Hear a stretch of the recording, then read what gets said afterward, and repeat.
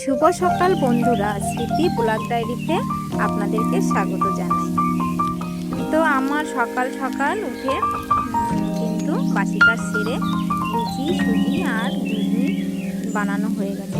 যেহেতু আজকে মাঠে যাব, কেননা মাঠে ঝড় হয়েছিল, তো মাঠের প্রচুর ধানগুলো না সব শুয়ে পড়েছে, তো সেগুলো তুলতে যাব। তো ভাবলাম তোমাদের সাথে একটু শেয়ার করি। তো আমার মানে কর্তামশাই বা আপনাদের দাদা ভাই আমি মাঠে যাচ্ছি। তো দেখো কীভাবে ধানগুলো পড়েছে আর কীভাবে আমরা বেঁধেছি, তো সেটা তোমাদেরকে একটু দেখাবো বা আপনাদেরকে একটু দেখাতে চাই। তো যেহেতু আমাদের তো একটু কথার ভুল ভ্রান্তি হবে, তো সবাই ক্ষমা সুন্দর দৃষ্টিতে কিন্তু দেখবে। প্রচুর মানুষের ধান কিন্তু এভাবে নষ্ট হয়ে পড়ে আছে। সবাই তো আর তুলতে পারে না, তো আমরা একটু তুলে চেষ্টা করছি জল দিতে।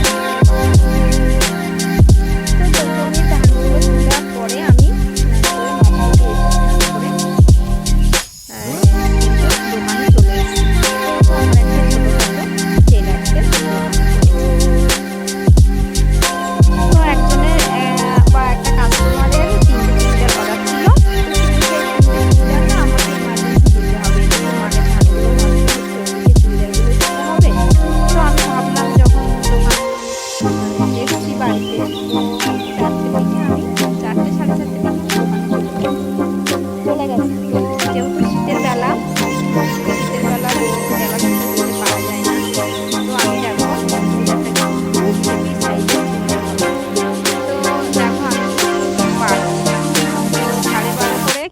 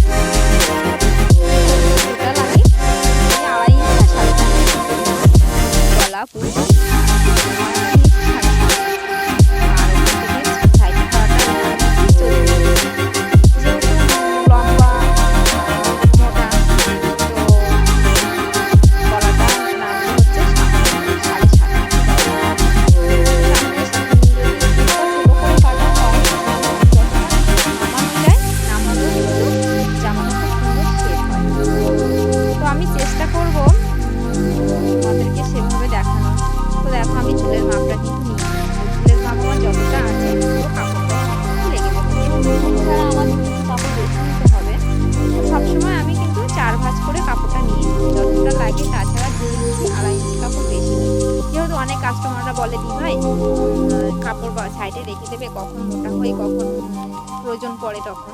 তো সেই জন্য কিন্তু আমি সাইডে কাপড় রেখে দিই। তো কাপড় রেখে দিলে একটাই সুবিধা, পরবর্তীতে তারা বড় করে নিতে পারে। তো দেখো তোমাদের সাথে কথা বলতে বলতেই কিন্তু আমি কাটিংটা করে নিলাম।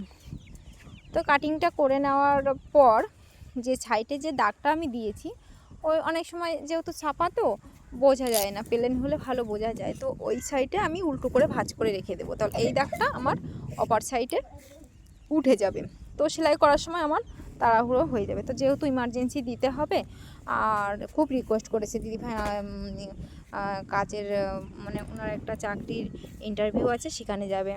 তো যেহেতু ইন্টারভিউতে যাবে, তো আমাকে তো দিতেই হবে।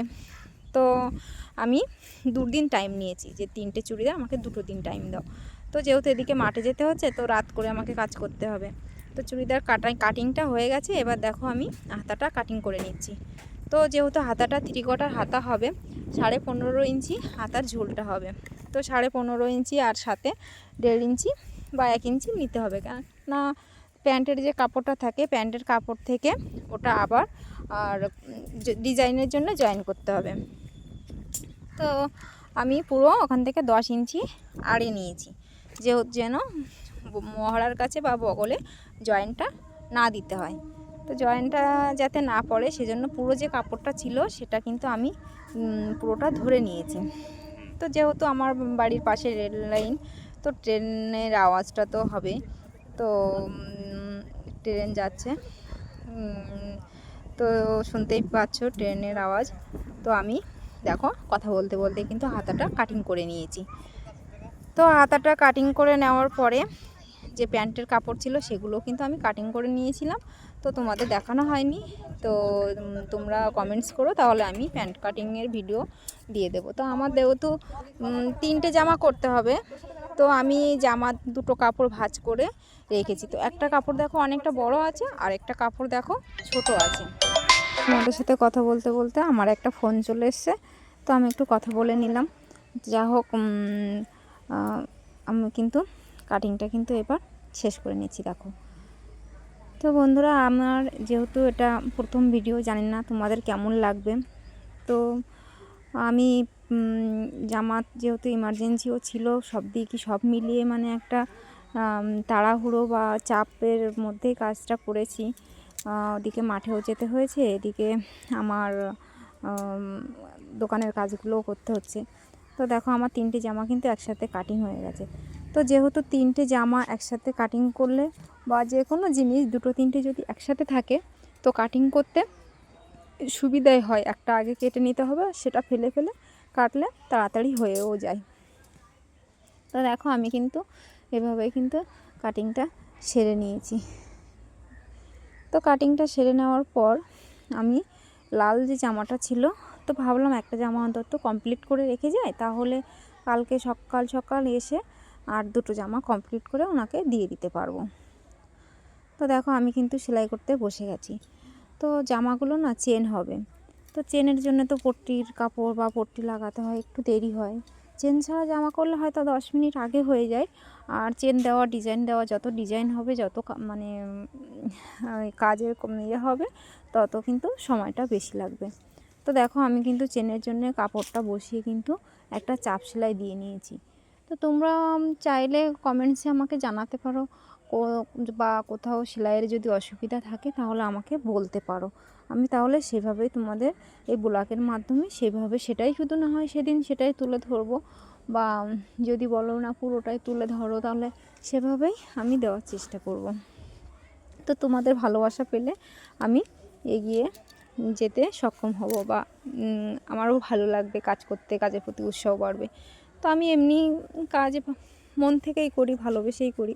তো তোমাদের ভালোবাসা পেলে আমি আরও উৎসাহ পাবো। তো যাই হোক, তোমাদের সাথে কথা বলতে বলতে দেখো বন্ধুরা, আমার কিন্তু জামার চেন লাগানো প্রায় কমপ্লিট হয়ে এসছে।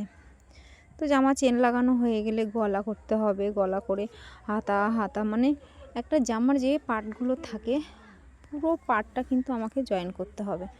তো দেখো তোমাদের সাথে কথা বলতে বলতে আমার কিন্তু পুরো জামা গলা কাত করা হয়ে গেছে। তো আমি এবার হাতাটা বসিয়ে নিয়েছি। তো হাতা বসিয়ে নেওয়ার পরে হাতাটা আবার ডিজাইন করতে হবে প্যান্টের কাপড় দিয়ে 1 ইঞ্চি বা 1 ইঞ্চি 1.5 ইঞ্চি যতটা পছন্দ মতো আর কি আমাকে কিন্তু পট্টি বসাতে হবে। তো দেখো আমি কিন্তু পট্টিটা বসিয়ে নিয়েছি। তো পট্টিটা বসিয়ে নিচ্ছি। তো আগে সবসময় উল্টো দিক দিয়ে, তলার দিক দিয়ে যখন ডিজাইন হবে সবসময় উল্টো দিকে কাপড়টা ফেলতে হবে। ফেললে কি হবে, উল্টে দিলে কিন্তু আমার সেটা সোজাভাবেই পড়বে। তো সেভাবে আমি কাজ করার চেষ্টা করি। যাই হোক, এভাবেই করি। তো তোমরা কি বলবো, মানে আমাকে কমেন্টসে জানিও। আর আমি কিন্তু এভাবেই সেলাইটা করি। তো দেখো আমি কিন্তু সেলাইটা দিয়ে চাপ সেলাইটা দিয়েও নিয়েছি। তো তোমাদের একটু দেখিয়েও দিলাম কিভাবে আমি সেলাইটা করেছি। তো পুরো এবার জয়েন্টটা করে হাতাটা লাগিয়ে আমি কিন্তু তাড়াতাড়ি জামাটা কমপ্লিট করে বাড়িতে যাব। তাহলে এমনিতেই 9টা 9:30 বেজে গেছে। তো বাড়ি যেতে যেতে আমার প্রায় ওই 10টা মতো বেজে যাবে আজকে। দেখো পুরোটা অন্ধকার হয়ে গেছে বাইরেটা। ওই বাইক যাচ্ছে, একটু আলো হয়তো ক্যামেরায় ধরা পড়েছে।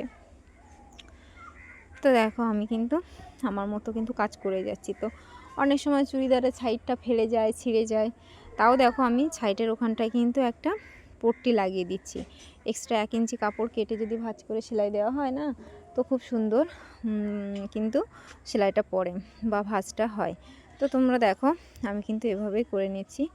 তো তোমাদের কেমন লাগলো আমাকে জানিও। তো আজকে আর বেশি লং করব না, যেহেতু বাড়িতে গিয়ে রান্নাও করতে হবে। আর রান্না করে ছেলেটাও হয়তো ঘুমিয়ে গেছে বা পড়ছে জানি না, ওর বাবা ছেলে কি করছে। যাই হোক, তো ভিডিওটা কেমন লাগলো অবশ্যই জানাবে, আর ভালো লাগলে লাইক কমেন্ট শেয়ার করে ইউটিউব থেকে দেখলে সাবস্ক্রাইব করে দিও। সবাই ভালো থাকো, সুস্থ থেকো, টাটা।